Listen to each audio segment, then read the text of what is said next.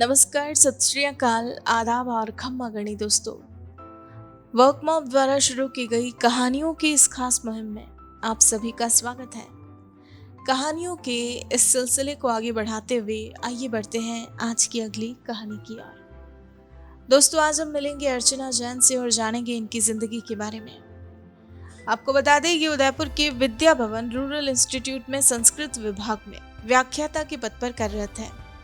जी हाँ दोस्तों, ये बतौर लेक्चरर अपनी सेवाएं दे रही है। विगत 15 सालों से इसी इंस्टीट्यूट में कार्यरत है और अपने इस पेशे से आज ये पूर्णतया संतुष्ट है।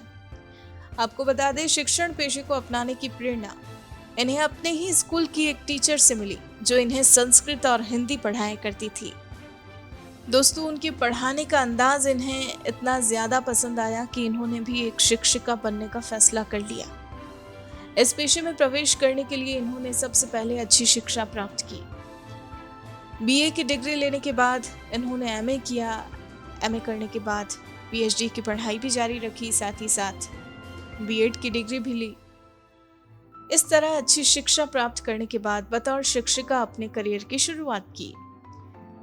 आपको बता दें, इस पेशे में काम करते करते इन्होंने सफल 15 साल पूरे कर लिए हैं। कर्तव्यनिष्ठा, ईमानदारी और कड़ी मेहनत ही इनकी सफलता का मूल मंत्र है, जिसका पालन करते हुए ये निरंतर आगे बढ़ी और आज सफलता का ये मुकाम प्राप्त किया। दोस्तों, नवागंतुक शिक्षकों को भी ये इसी मंत्र का पालन करते हुए आगे बढ़ने के लिए प्रेरित करती है। इनकी जिंदगी से जुड़े ऐसे कई किस्से हैं जो आपको भी आज एक नई प्रेरणा दे जाएंगे। तो उन्हीं किस्सों के बारे में जानने के लिए आइए मिलते हैं इनसे और सुनते हैं पूरी कहानी इनकी अपनी जुबानी। मैं डॉक्टर अर्चना जैन वीवीआरआई में संस्कृत विभाग में संस्कृत व्याख्याता के पद पर कार्यरत हूँ और 15 वर्षों से विद्या भवन रूरल इंस्टीट्यूट में संस्कृत विभाग में अपनी सेवाएं दे रही हूँ। 1993 में 10th किया था, 1995 में मैंने 12th पास करी है, 1998 में मैंने बीए का एग्जाम दिया था, 2001 में मैंने एमए संस्कृत में किया था और 2006-07 में मैंने अपना पीएचडी का रजिस्ट्रेशन करवाया था और वीवीआरआई में अतिथि व्याख्याता के रूप में मेरा चयन हुआ था और 2 साल में मैंने अपना पीएचडी का जो वर्क है मैंने पूरा कर लिया था। 2010 में मैंने इग्नू से बीएड करी है 2 साल की और 2012 में मैंने कोटा ओपन यूनिवर्सिटी से मैंने एमए एजुकेशन भी किया है। संस्था ने मेरे इस करियर में संस्था के जो भी लोग हैं, संस्था के जो निदेशक महोदय हैं, उन्होंने मेरा बहुत सहयोग प्रदान किया है। संस्था के क्योंकि 2 साल की जो पीएचडी का जो अंतराल का समय था, उसके अंदर मुझे 2 साल के अंदर अपनी पीएचडी के वर्क को सबमिट करना था। उस समय संस्था महोदय जो थे, निदेशक महोदय थे, उन्होंने मुझे बार बार मोटिवेशन किया कि आप अपनी पीएचडी का वर्क जल्दी से कंप्लीट करें ताकि हम आपको यहाँ पे कॉन्ट्रेक्चुअल के रूप में या नियमित लेक्चरर के रूप में आपको ज्वाइनिंग दे सके। तो 2 साल के अंतर्गत उनके बार बार मोटिवेशन के कारण 2 साल के अंतर्गत मैंने अपना पीएचडी का वर्क पूरा कर लिया और यहाँ पर मेरा पहले कॉन्ट्रेक्चुअल के रूप में मेरा यहाँ पर चयन हुआ था, बाद में मुझे यहाँ पर रेगुलर का अपॉइंटमेंट भी दे दिया गया था। मेरी 10th तक मेरी जो भी एजुकेशन है वो ग्रामीण इलाके में हुई थी क्योंकि मैं गांव की रहने वाली हूँ। तो वहाँ पर 10th तक मैंने पढ़ाई की थी। वहाँ पर एक मैडम थी, रेणु सिंह मैडम थी, वो हमको हिंदी और संस्कृत पढ़ाती थी। उनसे मैं बहुत ज़्यादा प्रभावित हुई थी। उनके पढ़ाने का जो शैली थी, उन्होंने पढ़ाने का जो अंदाज था, उनके पढ़ाने का जो ढंग था, मुझे बहुत अच्छा लगता था। वो जो भी पढ़ाती थी मुझे बहुत अच्छी तरीके से समझ में आता था। उनकी आवाज़ में एक अलग ही प्रकार का जादू था जो मुझे बहुत अपनी ओर ज़्यादा ही आकर्षित करता था। वो सब्जेक्ट मुझे इतना अच्छा लगने लगे थे कि वाह। और तब से ही मेरे दिमाग में हो गया कि मुझे भी मैडम जैसा बनना है। मुझे भी सब्जेक्ट, मैडम ने जो ये सब्जेक्ट पढ़ाते तो मैं भी भविष्य में ये सब्जेक्ट हिंदी और संस्कृत इन दोनों में से कोई सा भी सब्जेक्ट मैं भी पढ़ाऊँ, मुझे बहुत अच्छे लगने लग गए थे। और उनके अनुसार बनने की मैं कोशिश करने लगी और धीरे धीरे मैं वास्तव में उनकी तरह ही बन गई और फिर मैंने एमए संस्कृत में किया और पीएचडी करी और फिर मैं कॉलेज में लेक्चरर के रूप में अपनी सेवा देने लगी। तो मेरा रोल मॉडल वो मैडम स्कूल लाइफ से ही मेरी वो मैडम मेरे एक रोल मॉडल के रूप में मेरे हुई थी मैडम और उनसे मैं ज़्यादा प्रभावित हुई और उनके कारण ही मैं इतना आगे बढ़ पाई। मैं चाहती हूँ कि जो भी इस करियर में या शिक्षा के क्षेत्र में जो भी नई जनरेशन आ रही है, उनको मैं अपनी ओर से कुछ सुझाव देना चाहती हूँ कि जो भी इस शिक्षा के फील्ड में आ रहे हैं तो उनको अपना कार्य ईमानदारी पूर्वक करना चाहिए, किसी भी कार्य के प्रति लापरवाही नहीं रखनी चाहिए। उनको इस क्षेत्र में शिक्षा के माध्यम से बच्चों का जितना हो सके सर्वांगीण विकास हो सके वैसे कार्य करने चाहिए और अच्छे जो भी बच्चे हैं उनके लिए वो अच्छे मार्गदर्शक के रूप में कार्य करे। बच्चों को मोटिवेशन करते रहे और शिक्षा के लिए उनके अंदर जो योग्यता होनी चाहिए, नेट है, पीएचडी है, स्लेट है, ये सारी योग्यता होगी तभी वो शिक्षा के क्षेत्र में आ सकेंगे। और जो भी टीचर है उनको अपने विषय का विशेषज्ञ होना चाहिए, वो कर्तव्यनिष्ठ हो, ईमानदारी पूर्वक कार्य करे और अपने क्षेत्र में कुछ नया से नया कुछ सीखने की अभिलाषा रखे, जिज्ञासु प्रवृत्ति वाले हो, कर्तव्यनिष्ठ हो।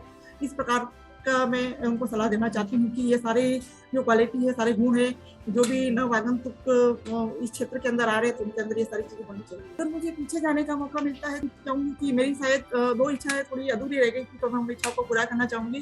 पहली ये थी कि मैंने संस्कृत में तो एमए कर लिया था, लेकिन मैं हिंदी में एमए करना चाहती थी, लेकिन मैं नहीं कर पाई क्योंकि मेरी मैरिज हो गई थी, बच्चे हो गए थे और फिर मैं कॉलेज में भी पढ़ाने लग गई थी, तो मुझे इतना समय नहीं मिल पाया कि मैं ये कर सकूँ। मैं प्राइवेट कर सकती थी, लेकिन प्राइवेट करने में जो इतना मजा नहीं था जितना अपन रेगुलर कर पाते हैं। तो मेरी इच्छा थी कि मैं रेगुलर कॉलेज में जाऊं और हिंदी में भी एमए करूं, तो वो चीजें मेरी अधूरी रह गई थी। अगर मुझे वापस पीछे जाने का मौका मिलता है तो मैं हिंदी के अंदर ये सारी हिंदी में जो एमए करना चाहती थी उस इच्छा को मैं पूरा करना चाहती हूँ। और दूसरी इच्छा मेरी ये थी कि मैं चाहती थी कि मैं सरकारी नौकरी के लिए अप्लाई करूँ, ये करूँ, लेकिन घर गृहस्थी, परिवार, बच्चे, इन सब के कारण मैं इतना समय नहीं दे पाई कि मैं सरकारी नौकरी के लिए कुछ प्रयास कर सकूँ। तो क्योंकि ये सारी चीजें होती शादी से पहले, अगर अपन पढ़ाई अपनी सारी पूरी हो जाती तो ठीक रहता, लेकिन मेरी अधिकतर पढ़ाई शादी के बाद ही हुई थी। तो मैं सोचती हूँ अगर मुझे पीछे जाने का मौका मिलता है तो जब तक मेरी शादी नहीं हो उससे पहले मैं सारी एजुकेशन अपनी कंप्लीट कर लूँ, किसी सरकारी नौकरी में लग जाऊँ, फिर बाद में ही अपने जीवन की शुरुआत करूँ तो वो ज़्यादा अच्छा रहेगा। तो ये 2 चीज़ें मेरी अधूरी रह गई थी इच्छाएं, तो मैं उनको पूरा करना चाहती हूँ। मुझे हिंदी की कहानियाँ, उपन्यास पढ़ना बहुत पसंद है, तो मैं चाहती हूँ कि खाली समय मिले तो मैं कहानियाँ पढूँ, उपन्यास पढूँ, और मैं पढ़ती भी हूँ क्योंकि मुझे ज़्यादा बहुत अच्छे लगते हैं। मुझे पुराने गाने सुनने का भी शौक है, तो जब भी समय मिलता है तो मैं पुराने गाने सुनती रहती हूँ। मुझे घूमने का भी बहुत शौक है, तो जब भी समय मिलता है, जहाँ मौका मिल जाता है तो मैं घूमने भी जाती हूँ। और मुझे प्रकृति के बीच में, प्राकृतिक जो माहौल होता है, प्राकृतिक जो वातावरण होता है, उसके बीच में मुझे रहने का मुझे बहुत अच्छा लगता है। तो वहाँ पर मुझे एक अजीब सी सुकून, एक अजीब सी शांति महसूस होती है। तो अगर मुझे ऐसा कहीं भी मौका मिलता है तो उस मौके को मैं छोड़ना पसंद नहीं करती हूँ और मुझे वो जाना अच्छा लगता है। और जो गरीब है, जो असहाय है, जो वास्तव में कुछ नहीं कर पाते हैं, तो जहाँ तक हो सके, मेरे से हो सकता है उतनी मैं उनकी मदद करती हूँ। तो ये मेरी पसंद है, कुछ मेरे शौक है। मेरी ये प्रिंसिपल है, मेरे सिद्धांत है कि मैं जो भी कार्य करूँ वो पूरी ईमानदारी के साथ करूँ, कर्तव्यनिष्ठ होकर के करूँ। जो भी कार्य है, जो समय मुझे दिया है, उस समय के अंतराल में ही उस कार्य को मैं पूरा कंप्लीट कर लूँ। किसी भी कार्य को, आज जो कार्य है उसको मैं कल के भरोसे नहीं छोड़ूँ, क्योंकि अपन जानते हैं कि जो कार्य आज करना चाहिए वो आज ही करना चाहिए। अगर अपन उसको कल के भरोसे छोड़ते हैं तो वो हो सकता है कि कल को कुछ प्रॉब्लम आ जाए, अपन उस कार्य को कर पाए या नहीं कर पाए, तो दिक्कत हो सकती है। तो जो कार्य जितना समय दिया है उस समय के अंतरकाल करेंगे तो अपन के भी कुछ प्रॉब्लम नहीं आएगी और कार्य भी आसानी से पूरा हो जाएगा। और मैं अपने किसी भी कार्य के प्रति लापरवाही करना पसंद नहीं करती हूँ और आज का कार्य आज ही पूरा करना पसंद करती हूँ।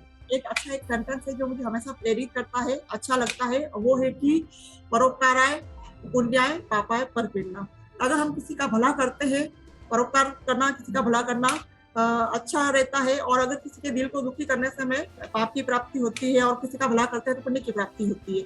तो मैं हमेशा अपने मन में यही रखती हूँ कि जितना हो सके हम दूसरों का भला करें, किसी का दिल बिना बात किसी का दिल नहीं दुखाए।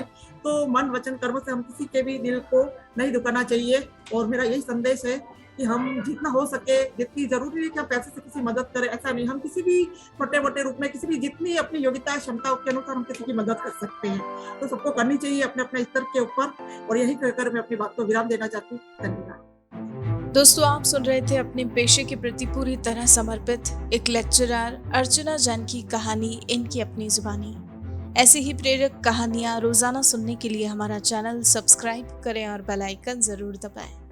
और अगर आज की ये कहानी आपको पसंद आई है तो इसे लाइक, कमेंट और शेयर करना ना भूलें।